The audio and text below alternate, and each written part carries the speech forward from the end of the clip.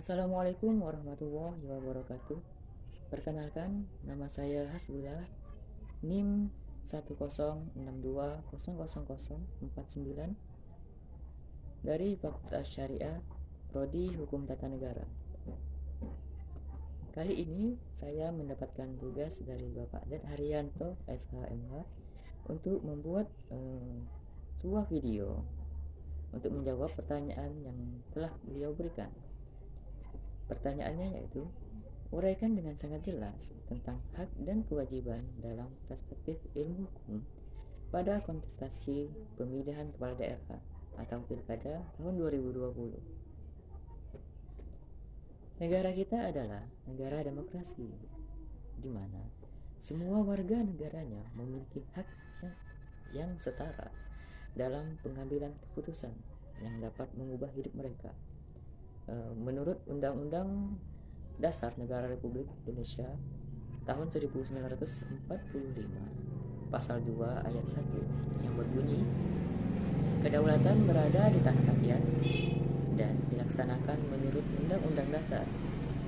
Berarti, rakyat memiliki kedaulatan, tanggung jawab, hak, dan kewajiban untuk memilih pemimpin yang akan memimpin mereka. Beberapa saat lalu, kita baru saja melaksanakan pemilihan kepala daerah atau pilkada.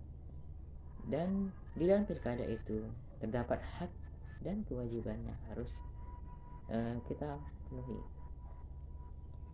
Sebelum menjelaskan tentang apa saja hak dan kewajiban yang kita miliki, saya akan menjelaskan apa itu hak dan apa itu kewajiban. Hak itu sendiri adalah izin dan wewenang yang diberikan oleh hukum terhadap setiap subjek hukum.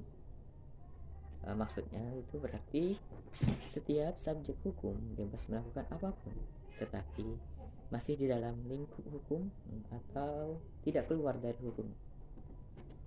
Selanjutnya tentang kewajiban.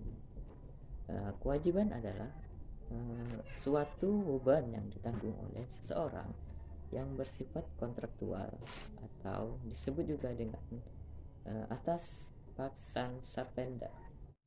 Lalu, apa saja hak yang kita miliki sebagai warga negara pada pilkada? Kita sebagai warga negara memiliki hak memilih calon pemimpin yang kita senangi tanpa adanya paksaan dari pihak tertentu.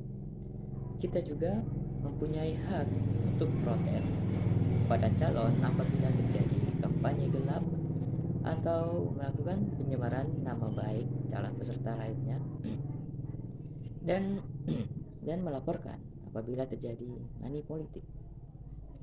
Kita juga mempunyai hak untuk menjadi tim sukses dari salah satu calon yang bertujuan untuk mensupport calon yang menurut kita bisa menjadi pemimpin yang baik ke depannya.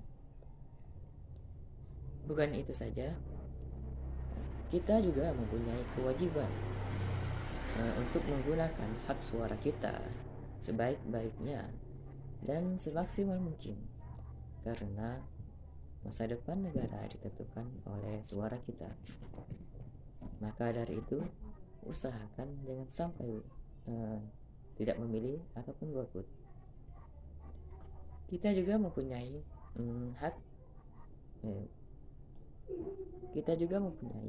kewajiban untuk mengikuti tata tertib yang berdasarkan asas langsung, umum, bebas, rahasia, jujur, dan adil. Apalagi pilkada yang dilaksanakan pada tahun ini, di mana masih dalam keadaan pandemi, yang berarti kita juga harus mematuhi atau mengikuti protokol kesehatan. Selain itu, dari pihak calon yang terpilih juga harus memenuhi kewajiban terhadap apa yang sudah dijanjikan pada saat kampanye. Kewajiban tidak hanya diperuntukkan kepada masyarakat dan calon terpilih saja, tetapi juga diperuntukkan kepada pemerintahan, yang berarti pemerintahan harus membuat pelaksanaan pilkada berjalan dengan tertib dan aman. Yang jadi masalah adalah apakah pada saat pandemi ini aman untuk kita melaksanakan pilkada, yang mana pada saat ini saja sekolah-sekolah ditutup sementara, dan bahkan beberapa bulan yang lalu kita juga dilarang untuk melaksanakan sholat berjamaah di masjid.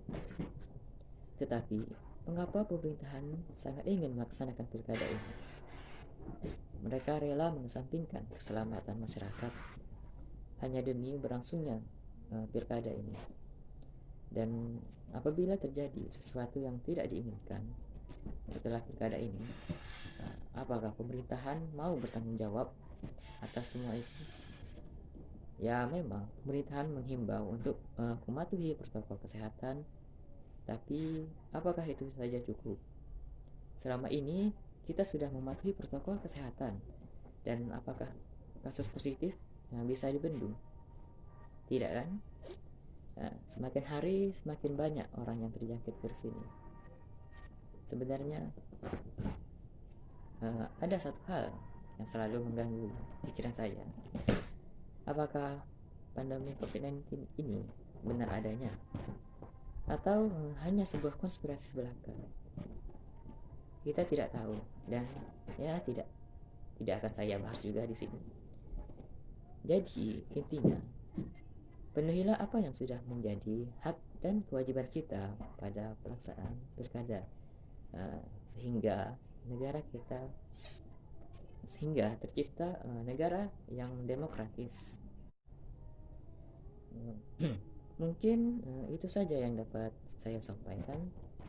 Semoga yang sudah saya sampaikan ini dapat bermanfaat dan bisa diterima oleh Bapak atas jawaban dari pertanyaan yang telah Bapak berikan.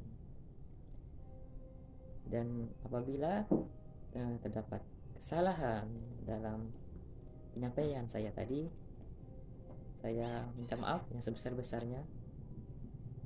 Terima kasih. Wassalamualaikum warahmatullahi wabarakatuh.